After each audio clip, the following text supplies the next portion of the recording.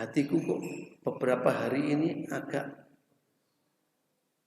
resah. Seolah ada sesuatu yang mau terjadi dan itu kayaknya yang buruk. Jangan bersuudzon. Orang mukmin itu dianjurkan untuk selalu husnudzon. Udah yakin apa saja yang diberikan Allah itu kebaikan. Yang kadang-kala kita belum mampu untuk menerimanya. Kadang-kala kita belum mampu untuk memahami, untuk mengerti. Jangan paksakan penglihatanmu, indramu, jangan paksakan akal nalar pikirmu, jangan paksakan kemampuan berfilosofimu untuk memahami dan mengerti apa yang diberikan oleh Allah ketika memang betul-betul itu di luar kemampuanmu. Ya.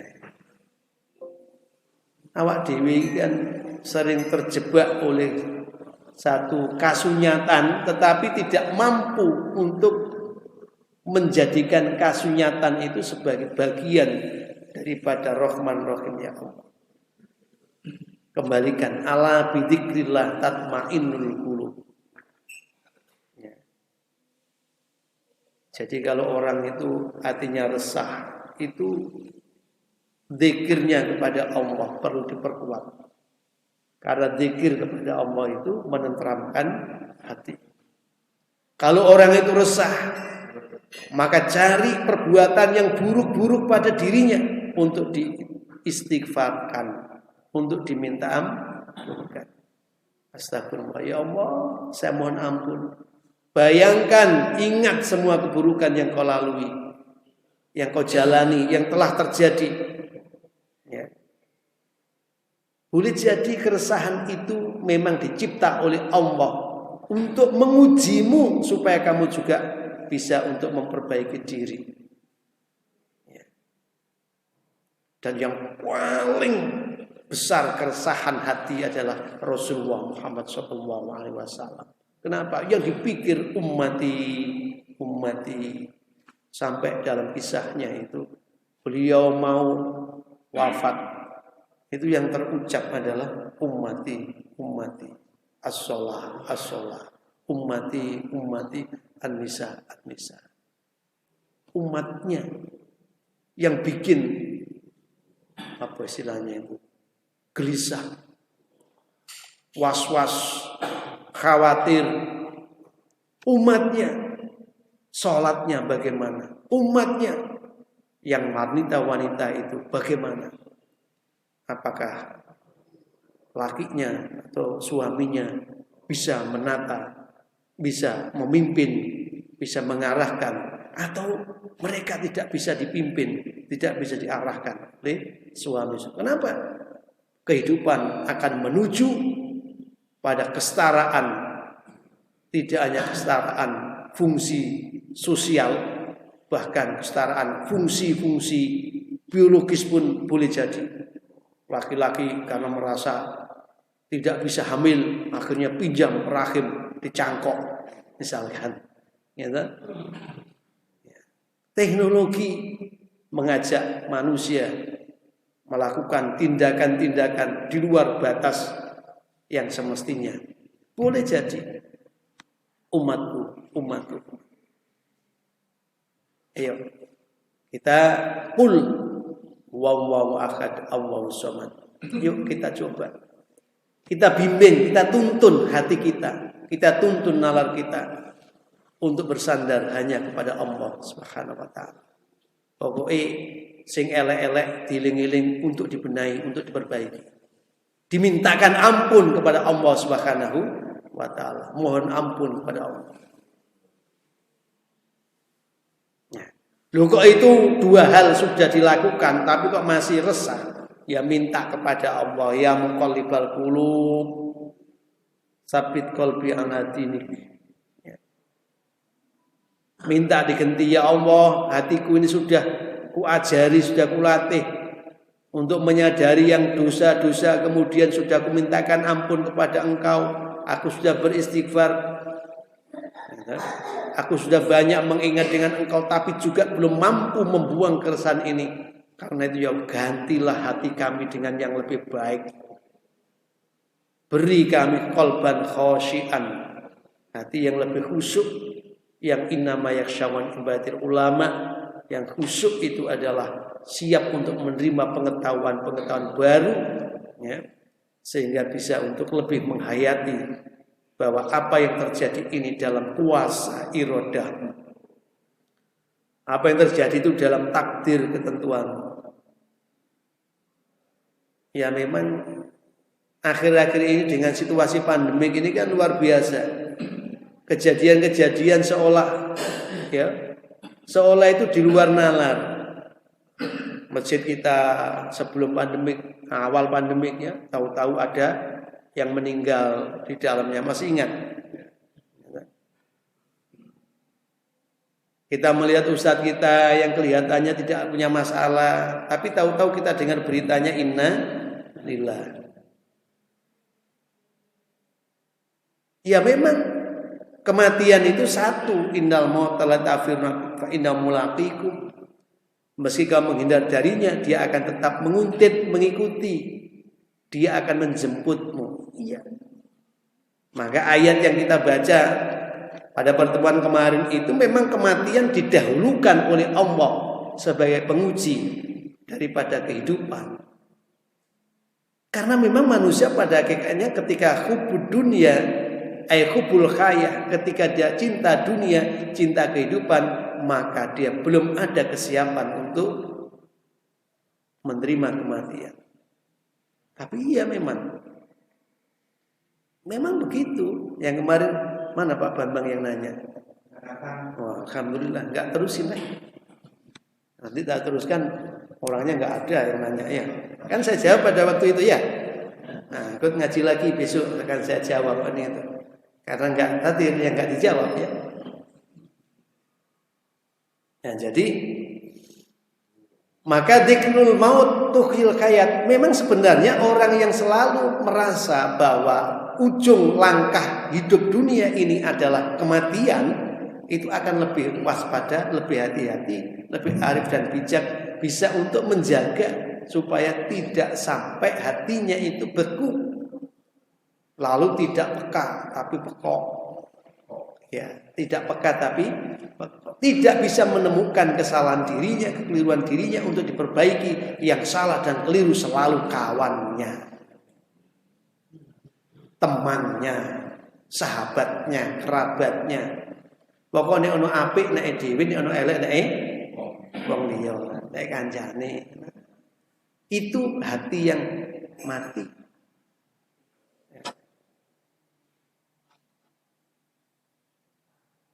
Maka didahulukan khalaqal mauta. Jadi dia menciptakan kematian. Baru wal hayata dan kehidupan dan hidup. Makanya Al-Quran nanti menceritakan gimana kamu kok bisa kafir, kamu kok bisa ingkar. Padahal kamu itu bangkai, kamu itu mayit. Kamu itu mati, kemudian aku hidupkan. Ya. Gimana kamu jadi ingkar, menjadi kafir, menjadi nggak menerima aku sebagai Tuhanmu? Kamu tidak tunduk dengan apa yang aku perintah. Kamu menentang dengan mengerjakan pantangan, larangan. Kenapa kamu berusaha menjengkelkanku? Gitu. Membikin aku tidak senang. Bukankah dulu kau mati, kemudian aku hidupkan. Dan ketika sudah hidup, nanti akan aku matikan.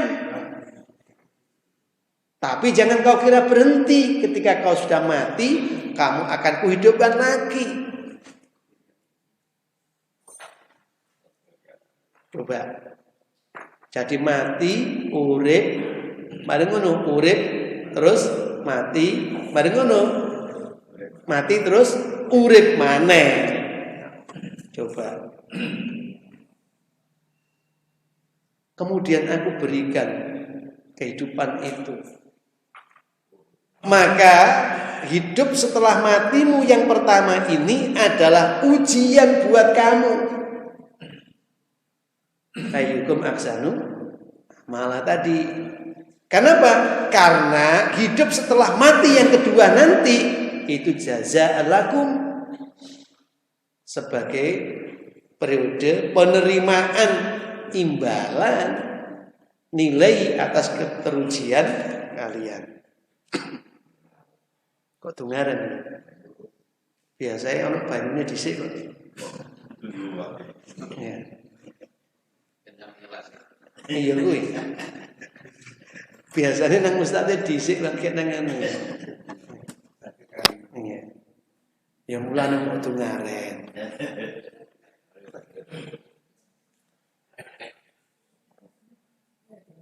Maka kesalahan dan kekeliruan dalam hidup,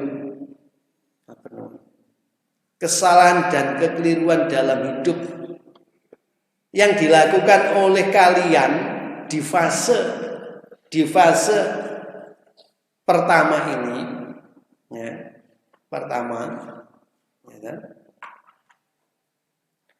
Itu masih diberi peluang untuk memperbaiki, sehingga sifat utama yang diperkenalkan oleh Sang Pencipta kepada kalian adalah Azizul Ghafur. Dia yang maha perkasa dan dia yang maha pengampun.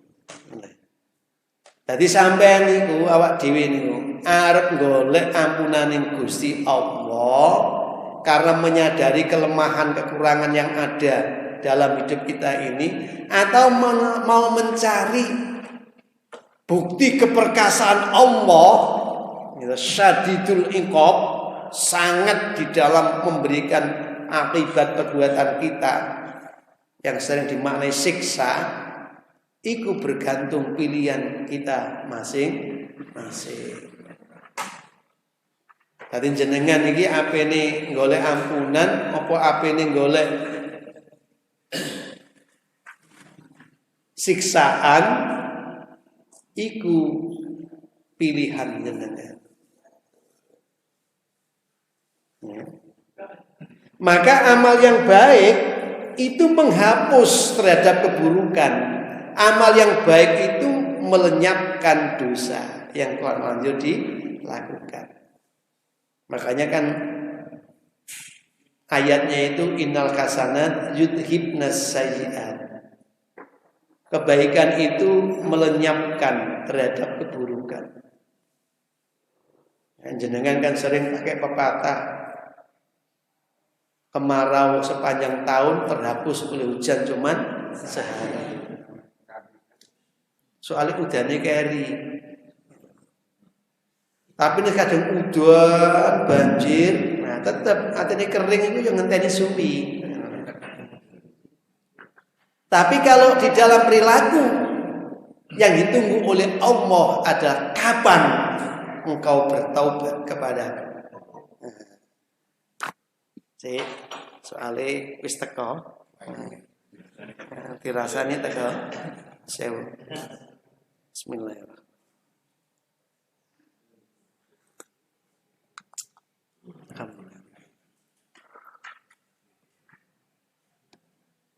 Mendonga Allahumma barik lana fima razaqtana. Wong nggawa dhewe menggunakan lana. Ya soalnya air ini tidak akan sampai ke saya dengan anget, dengan bagus seperti ini tanpa keterlibatan pihak-pihak lain. Maka ndongane gak egois. Ya Allah, berkahilah kami. Kami siapa? Kami yang sedang nyicipin, kami yang sedang minum, kami yang sedang makan itu, gitu. Dan siapa kami itu? Orang-orang yang ikut berperan serta dalam proses makanan ini bisa aku nikmati. Makanya kami ojo egois. Allahumma barik lana, ya Allah, berikan keberkahan bagi kami. yang mencicipi, yang minum ini, yang makan ini, yang menyuguhkan, yang nyuci cangkirnya, gelasnya, ya. Kalau ini dari air ledeng misalkan, ya sing bikin pipanya sampai dengan yang bikin sumur bornya, gitu. Semua itu ya Allah berikan berkah. Orang ya apa ajaran Islam itu rahmah, lah ngono kok disebut radikal saja. Mbok aja nemen-nemen. Engko ning sing gawe sing wae nguring-nguringan terus piye apa? Antum asyaddu khalqan amis sama bana. Apa to awakmu rumangsa paling hebat di dalam penciptaan kalian itu? Enggak, isih ono sing lebih dahsyat daripada proses kejadian dari ciptaan kamu dibanding ciptaan semesta ini. Isih ono sing lebih dahsyat. Ya, pira wene sampean. Tak goncang sithik ngene wis do gleleng. Gitu. Tanah iki tak lumerno sithik ngene padha mendelep dhewe-dhewe kok. Karena itu ya ojo nemen-nemen lah ya. Ngono ya ngono tapi ojo ngono ya. Islam itu rahmatan lil alamin. Nek ana wong Islam terus mengerjakan Islam yang benar dicurigai sebagai sumber masalah, iku mesti sing nyurigai kurang waras. Nalare. Tapi nek ana wong lakoni elek terus ngatakan iki Islam, ya ngeplak kancane terus ngomong Islam. Iku ya wong edia. Mulane ana penyerang-penyerang ulama, penyerang-penyerang ustadz itu mesti orang gila. Mesti kuwi. Cuman hebate wong gendeng gelem mlebu nang masjid, sing pinter ora gelem ning masjid. Kira-kira gendeng endi? Ya wis kampean ae sing ilang ngono. Ya. Jadi ajarannya loh. Alhamdulillahilladzi ahyana. Alhamdulillah segala puji bagi Allah yang telah menghidupkan kami. Awak dhewe ki iso tangi. Iku kadang-kala duduk karepe dhewe ana sing nangekno. Lah apa kok menggunakan soale sing nangekno awak dhewe iku boleh jadi ya bojone, boleh jadi ya anake, boleh jadi ya wis macam-macam koncone gitu loh. Ada keterlibatan meleknya kita dari tidur kita itu. Ada pihak-pihak wong kadang-kala digugah wis sampai paribasane disempyok karo banyu, ora iso melek. Tapi gregeten bojone akhir dimasakno mie ngono ae. Woh, langsung jenggirat. Aja ngomong jenggirat, ora sida. Ora sida jenggirat. Ya. Ora iso. Enggak jadi jenggirat. Niku mana? Aku bolak-balik di WA, ngerono koncone sing mati, cek wis wayahe. Ngerono mati wayahe. Ono koncone mati wis wayahe. Saya di malam di bel saya bilang, aku gak pengen teko nang ngene alif wa napa. Wong-wong iku gak disiplin dengan protokol. Padahal saya ini mengikuti putusan daripada pimpinan saya itu harus jaga jarak. Nah, karena saya agak jauh 2 meter lebih dengan jenengan, masker saya buka dikit biar suaranya agak jelas. Pakai masker, sering cuci tangan. Ini biar cuci tangan mesti harap ono sarapan. Ini cuci tangan. Saiki ora. Sarapan nggak sarapan, sering cuci tangan. Ya benar, yang namanya takdir tadi itu dalam kuasa Allah. Tapi nalar itu diberi hak untuk menenteramkan hatimu minimal.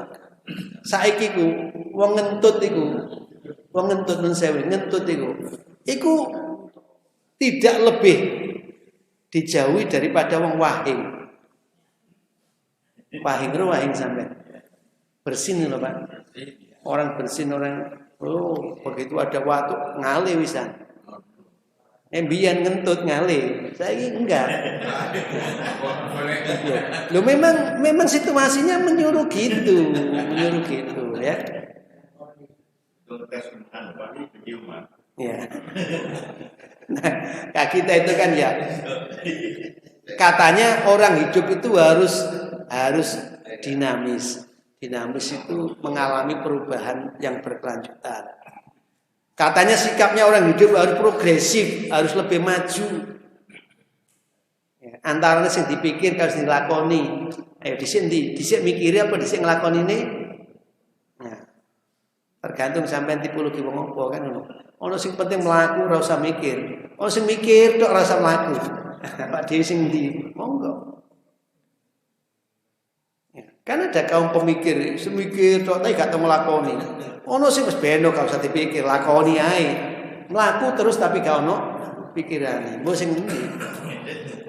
Tapi Islam yang rahmatan alamin selalu perintahkan, dipikir dulu dong sebelum dilakukan. Ya.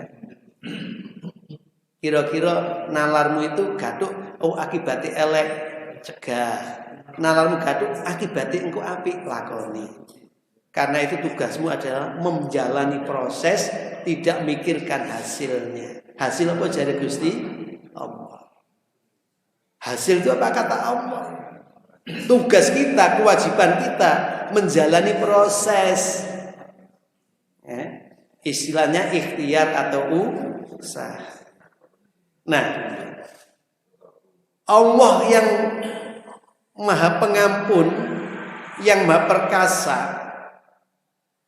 ya, di tangannya genggaman, kekuasaan, kekuatan, kemuliaan, kehinaan, wis lengkap lah. Jenengan pengen disayang ya ono, jenengan pengen digebukin bendino ya enek. Wis. Ayyukum ahsanu amal, bergantung kepada amal kalian sendiri. Ya. Jadi tergantung amal kalian sendiri. Ada orang menganggap aku sudah beramal baik, tapi kenapa hidupku dalam penderitaan? Berarti awakmu ku durung duwe penyongko apik, durung duwe kok nanggone kelakuan sing apik duwe ya sampean. Bagaimana kamu mengatakan aku sudah berbuat baik dengan rukuk dan sujud ini, dengan amal-amal pengabdian ini? Lo hatimu elek nang Gusti Allah, gak ndek penyono apik nang Gusti Allah. Ya ta? Itu mau kau sebut kebaikan. Maka orang yang berbuat baik semestinya tidak pernah menderita. Orang yang melakukan kebenaran seperti tidak pernah terbebani. Kenapa? Karena itu hakikat daripada jiwa manusia. Cinta kebenaran dan cinta kebaikan. Wis toh, sesuatu itu kalau dengan cinta, tai kucing rasa wah, wanter pengalaman. Ya toh? Itu dia korban cinta. Subhanallah. Jadi awak dewi itu kalau sudah bicara kecintaan kepada Allah, mestinya apapun yang sedang kita alami itu adalah kebaikan, anugerah, kenikmatan yang mesti bisa kita rasakan. Kok belum bisa? Ya kita arahkan jiwa-jiwa kita, nalar-nalar kita. Gitu? Oleh karena itu pada ayat yang ketiga dari surat Al-Mulk itu disebut Alladzi khalaqa sab'a samawatin tibaqa. Alladzi, dia yang khalaqa telah menciptakan dia sab'a samawatin, 7 langit-langit tibaqa, tobakon an tobakin, bertingkat, bertahap. Ya. Jadi ayat ini mengajak kita untuk memikirkan semesta sebagai sarana agar kita bisa merasakan di mana sih aziz ghafurnya Allah. di mana keperkasaan, kehebatan, kedahsyatan, kekuatan, kemahahebatan Allah, dan di mana posisi pengampunan Allah itu.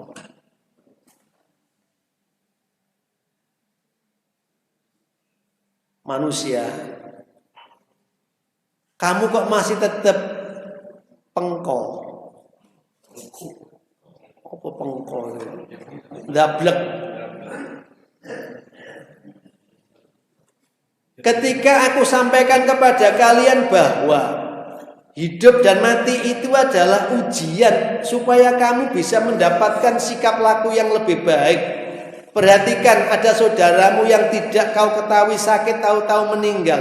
Perhatikan itu saudaramu yang sakit lama enggak mati-mati, sehingga sampai dicelukno kancane kok ndongakno mati paribasane. Soalnya keluargane gak kuat gitu ya. Ya, gak kowe nyonggo gitu ya. Sampai dicelukno kancane, ayo ditungakne, nek pancen apike luwe apik, matine luwe apik nek cepet mati. Ngono waras luwe apik waras, padahal asli. Bosen aku pengen. Ngapunten ya. Memang ada kan orang itu jenuh itu ada. Nah, pura-pura gaya ayo kumpulan Fatihah, ayo baca Yasin, ayo macam-macam kan gitu ya. Ayo didongakne gitu. Asli jenuh. Hingga sekarang ada proses namanya pengobatan gabungan antara yang medis dan spiritualistik. Kurang enak ya apa? Jangkep lengkap. Padahal kita tahu idamar itu bahwa Yasmin sederhana banget di Islam itu. Nek aku loro dhek sing nyembuhkan. Gusti Allah sing paring kesembuhan. Nek aku loro. Tapi ya kudu ikhtiar pancen gitu loh, Pak. Orang kok loro meneng ae. Ya nek sampean sabar kaya Ayub gak apa-apa. Ya. Nek sabar kaya Ayub gak apa-apa. Mburi-mburi ngomong Duh Gusti, kula niku dicubles-cubles kali setan nggih. Lah sampai bojo kula niki ninggalke kula ya. Terus kula dhewean ya dicublesi. Maksude ulere sing ngikit itu dirasain koyo ditusuk-tusuk sama setan. Itu kan setan barangnya gak ketok, Pak. Jenenge setan itu barang gak ketok, tapi perilakunya elek setan. Ah sing ketok menungso sing dadi setan. Ini kelakuannya elek-elek ini berarti setan. Tapi sama aja ngomong setan loh, nanti dia jawab kamu juga setan gitu. Akhirnya kan urip dari setan-setanan. Ya. Nah, pada saat manusia masih belum mau dan mampu untuk menemukan keagungan Allah tadi itu, wis ngene, alladzi khalaqa samawati tiba. Ngene wis. Nek awakmu iku mikir ning awakmu dhewe ora iso, tidak bisa menemukan keberadaanmu itu. Saiki wis ayo rada berkembang. Mikir apa sing ana njabane awakmu. Semesta. Dimulai dari mikir bagaimana Dia yang menciptakan langit itu kemudian bertingkat-tingkat. Jadi langit ae sampai saiki wong iku bingung. Di Quran itu kan wa zayyana sama'ad dunya bil masabih wa ja'alna rujuman lisyayatin. Kan ngoten Mbak ya. Itu di surat apa ya? Dukhan ya. Ngono. Dukhan kan? Oh enggak terusane kok. Mulu. Nah, itu nek awak dhewe ngerenung dikit aja. Di zaman itu di mana manusia belum mikir sampai masalah penciptaan langit, belum mikir. Islam sudah hadir memberikan petunjuk sing gawe langit bersab-sab iku Gusti Allah. Terus zaman itu kok iso turun gini? Maka betul ketika Nabi itu mengalami peristiwa Isra wal Mi'raj itu real, itu nyata. Karena memang kalau kita amati apa yang diinformasikan dalam Quran ini sangat lugas dan jelas. Langit itu bersab-sab. Langit itu bertingkat-tingkat. Koyo gedung ini bertingkat-tingkat. Sik saiki sampean ya. Sampean niku kaca iki ana apa ora? Kaca niku lho. Ada ya. Ono ya. Winginane ndelok ana nggone tayangan TV, Pak. Menjahili kawan. Dia epok-epok nyerbeti ku ya. Tiba kejedut.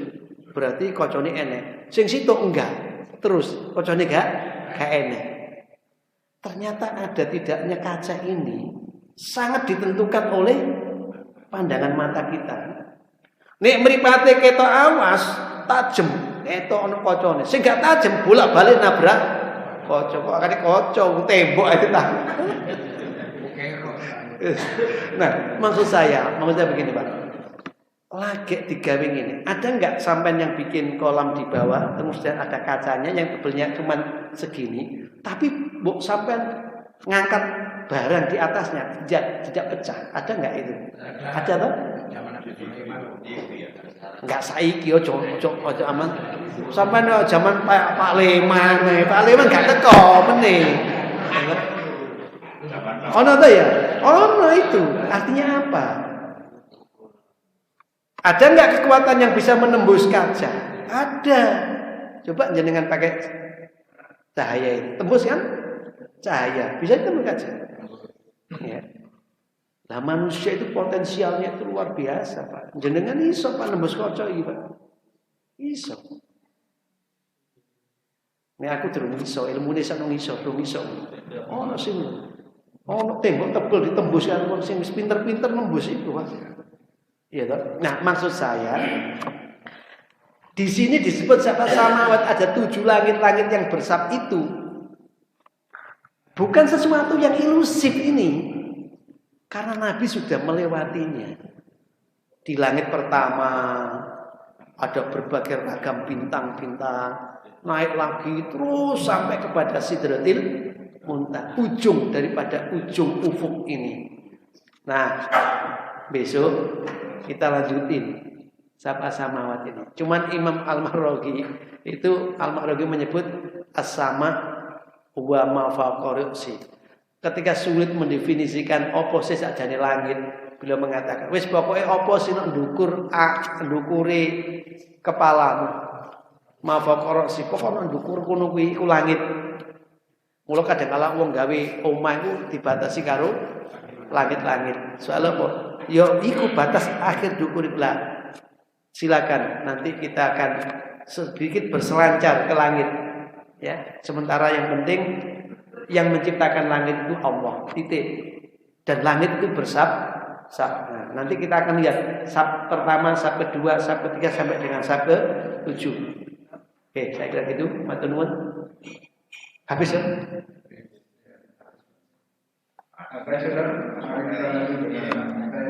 Oh ya.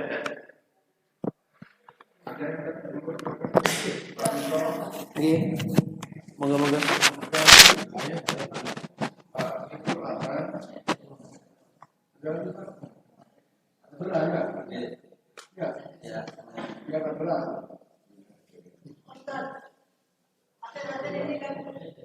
Dalam satu tahun itu Indonesia ini dilanda lebih dari 3.000 bencana. Ini loh, pertanyaan saya. Ini peningkatan dari Allah atau dunia sudah tidak tahan menahan beban manusia. Iya. Jikalau aku sudah tak mampu menanggungnya, maka akan aku tumpahkan isi yang ada di dalam hatiku.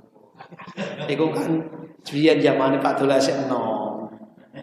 Ya. Sekarang juga tetap ya, bahkan luwih nemen. Nek biyen niku atene nyampekne aku sak mikir-mikir. Engko tak sampekno jojok tambah minggat teko omah. Aku karo sapa? Biyen. Tapi saiki itu tak sampekno ae apa ben minggat apa wong mlakune wis ngono. Ya. Menang. Jadi betul, Pak. Kita itu diperintah oleh Allah menjadi khalifah fil ardi. Menjadi pemakmur, pensejahtera dalam kehidupan bumi ini. Ya. Nah, perilaku kita itu punya dampak terhadap harmonisasi atau rusaknya alam ini. Perilaku kita. Ya. Jadi perbuatan kita itu punya dampak langgeng lestari atau cepat rusaknya bumi ini. Yang merusak keseimbangan di dalam hukum sunatullah di jagat ini adalah ulah dan laku manusia. Maka ketika ulah laku manusia itu menyakiti terhadap bagian atau elemen atau unsur alam yang lain, maka dengan hukum alam itu manusia diberi pengertian. Asli Pak, bencana itu merupakan bagian daripada cara Allah untuk mengingatkan kita bahwa ada yang keliru, ada yang salah di dalam kamu berperilaku. Maka semakin besar kesalahanmu, kekeliruanmu, peringatan dari semesta yang kau ada di dalamnya pun akan semakin hebat. Ya. Coba jenengan melakukan eksploitasi alam, maka alam itu akan mengalami kerusakan, dan kerusakan itu akan kau rasakan juga sebagai bagian akibat yang pantas untuk kamu cicipi di dalam hidup bersama dengan alam itu. Jadi memang pertanyaan mungkin alam sudah bosan. Ya, kalau memang sampean sulit, tanyakan pada rumput yang berbusa.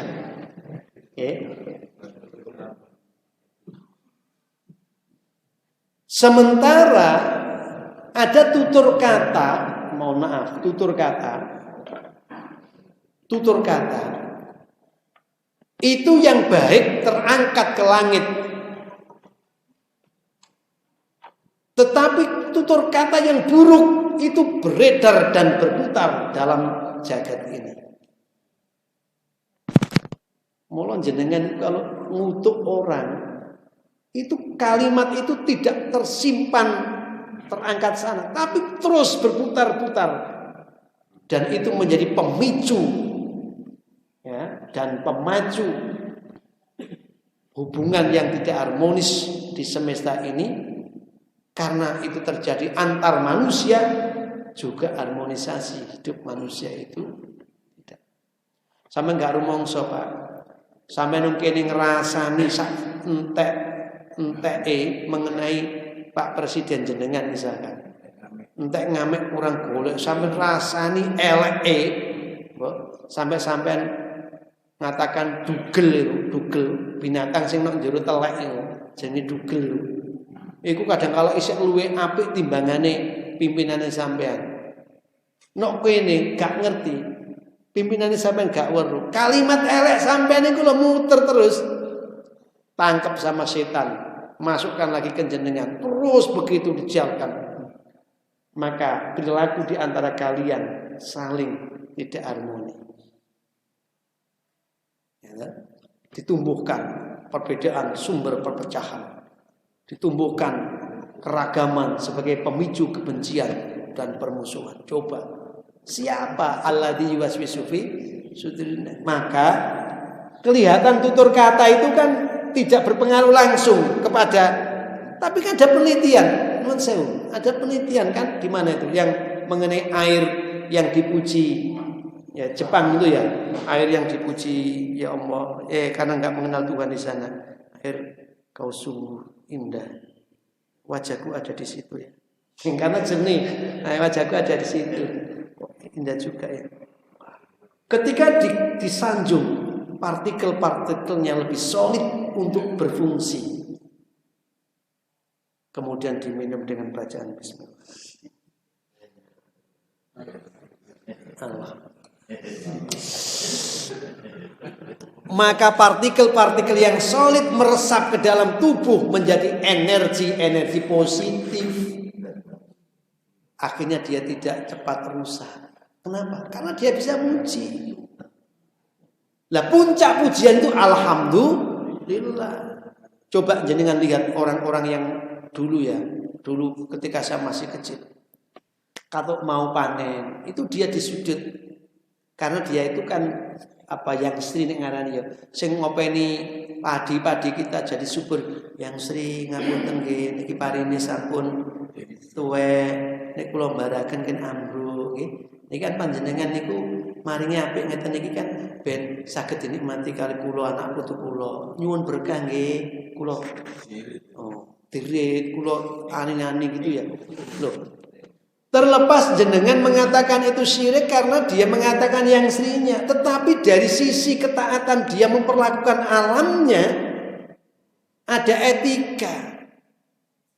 Pun saya mungkin bismillah. Awak dhewe ana etika. Alhamdulillah Gusti panjenengan sampun paring niki sampun tuwek kula badhe panen nggih Gusti.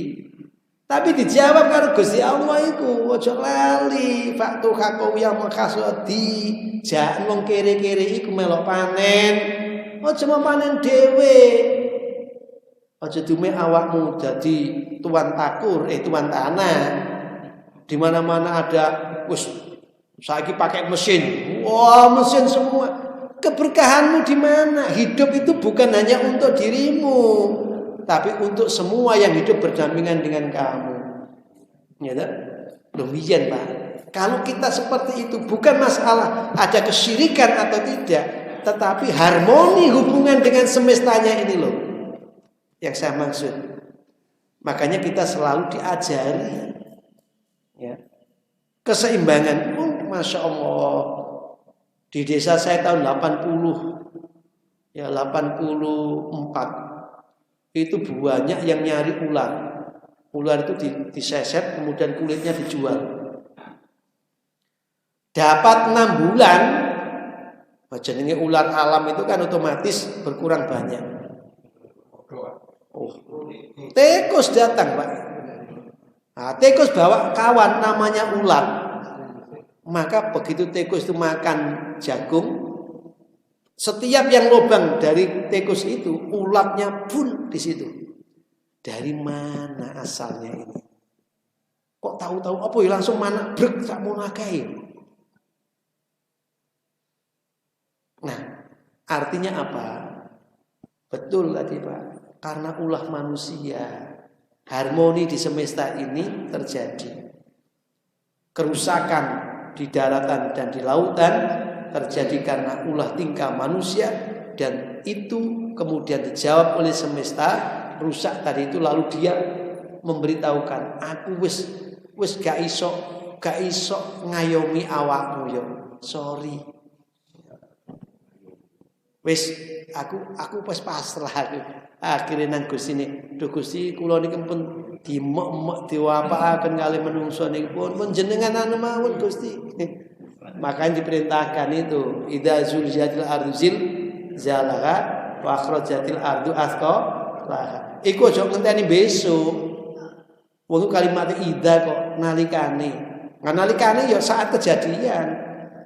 Ya, saiki deloken ketika Palu ya toh diguncang gempa, dikasih tsunami, ada perkampungan yang diambleskan, misalkan gitu. Loh, itu kan baru idza ketika apabila bumi itu digoncang. Manusia itu sudah seperti itu.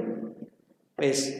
Jadi lebih baik mikir diri kita, jangan sampai ikut berkontribusi. Kontribusi. Ikut berpartisipasi dengan kolaborasi apa mana? Pokoknya ayo kita coba teologi ekologi kita kembangkan. Sadar lingkungan itu kita kembangkan. Ya, sampai dari Nabi umpama kesuk kiamat di tanganmu itu punya bibit, ada biji, tanam biji itu.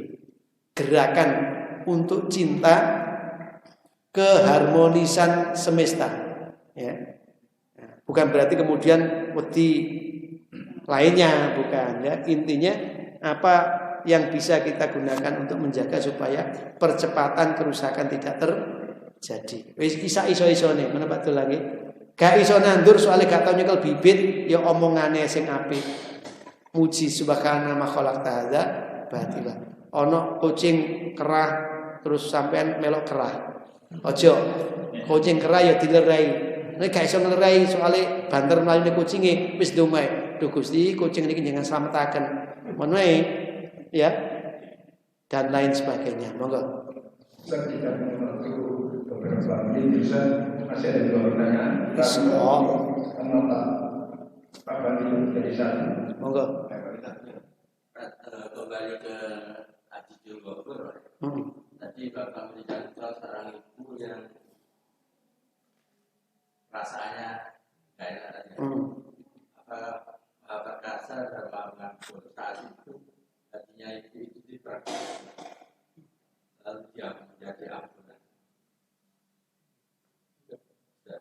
Pak, saya mengupas dari kematian Azaria. Azaria itu dibentuk manusia dan jin kecuali beribadah pada Allah dan disambung dengan surat Al-Hijr 99 bersembahlah Allah sampai yakin sampai mati. Kan gitu. Tapi di dalam perjalanan ini masih ada penyimpangan di dalam hal ini sampai mati. Taruhlah contoh misalnya masalah kematian semua yang mati suri itu gimana Ustaz? Iya. Iya. Mati suri itu mati semu. Ketoke mati tapi gak mati ya. Ketoke urip tapi gak urip. Ya. Sopo sing tau ngalami? Aja. Enggak, artinya iki jane sing takoni iki sing tau ngalami. Katanya pengetahuan duniawi itu ada yang sifatnya empiris itu loh Pak. Engko yang konyolnya sampean itu diajak ngaji rene. Oh mati wisan. Ya. Enggak golek-golek jamaah. Ono enggak kerabate yang pernah ngalami mati suri gak usah suwi-suwi lah. 3 dina ngene. Yang enggak usah lama-lama. Nek sedina suwengi wong turu pancen. Wong turu cuman bojone gregeten ae akhire sampai mati suri. Nggih. Jadi ada unsur hayati, ada unsur ruhi, ada unsur jasadi. Jadi kajian ilmu psikologi itu macam-macam Pak pendekatannya. Saya pernah baca bahwa manusia itu punya unsur 3 itu. Ada jasadi, ada hayati, ada ruhi. Lah, ketika ruhi itu kesadaran. Semua yang berdimensi kesadaran itu masuk dalam ar-ruh. Ya. Kemudian hayati itu hidup. Hidup, unsur hayati, unsur hidup. Hidup itu bisa tumbuh, bisa kembang, bisa gerak, termasuk bisa napas, itu namanya hayati.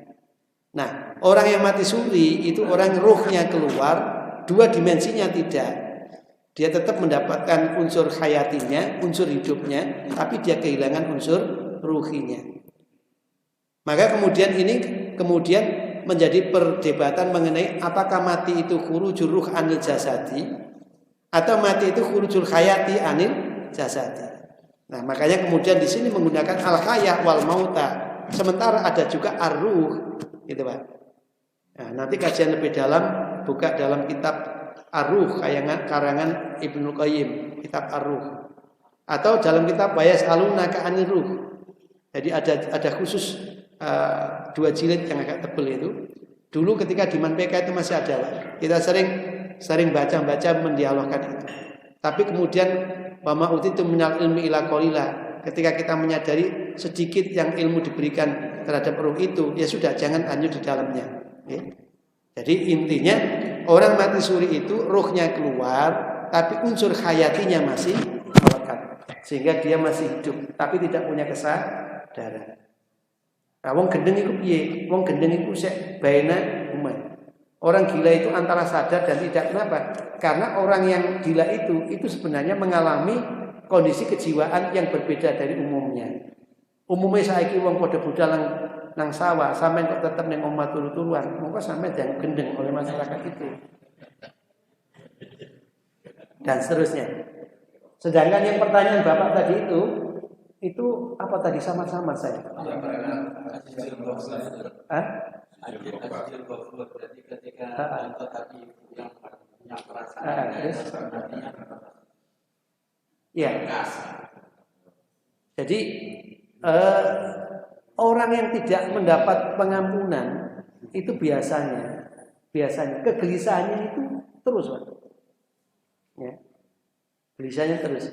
Orang itu kalau menemukan kesalahan dan tidak menemukan pertobatan, itu pasti akan gelisah. Maka tadi ada 3 itu langkahnya. Zikir kepada Allah diperkuat. Kemudian minta pengampunan. Lalu yang ketiga, berbuat kebajikan. Karena yang baik itu yudhina sayyi'at, yang baik itu menghapus pada yang buruk-buruk tadi. Jadi kita, menurut saya, kalau ikuti tayangan Ustadz khusus mengenai psikologi dengan terapi dengan dunia mental, itu selalu mengatakan penyakit yang dialami orang itu sebenarnya tidak lepas dari perilaku orang itu sendiri. Loh, jenengan boleh jadi Pak, pada waktu dulu pernah mengatakan gak popo wis masuk aku, apa ngene ya. Terus kalimat gak popo itu dijawab oleh Allah 10 tahun berikutnya sampai ngalami seperti yang sama omongkan, tapi sama sudah lupa. Umpama semua itu disetbackkan, dibalikkan lagi, ketemu aku biar tahu ngomong ini. Apa yang diucap itu yang akan diwujudkan oleh Allah, tapi kita udah nggak sadar. Karena itu kita diaturi untuk husnudzon atau positive thinking. Insya Allah. Kalau kita selalu merasa bahwa Allah memperlakukan baik dengan apa yang ada dalam hidup kita, maka disitulah kesadaran Azizul Ghafur itu muncul, bahwa semua bermula, berakhir, berproses dengan keagungan Allah, keperkasaan Allah, kedahsyatan kekuatan Allah, dan semua akan berujung berakhir dengan pengampunan yang disiapkan olehnya. Insya Allah. Kalau itu kan kemudian muncul, maka jiwa kita akan mendapatkan pencerahan, dan cerahnya jiwa itu akan menjadi kedamaian dan ketenangan. Saya kira itu sementara. Mungkin nanti ketika kita sudah mulai melihat sab'a samawat ini bagaimana konsep dasarnya, pemahaman kita akan lebih bisa untuk meresapi bahwa di dalam alam ini ada ayat-ayat Allah yang itu bisa membuat kita semakin dekat dengannya. Kurang lebihnya mohon maaf. Assalamualaikum warahmatullahi wabarakatuh. Sebelum dengan doa, kami beritahukan bahwa subuh sekarang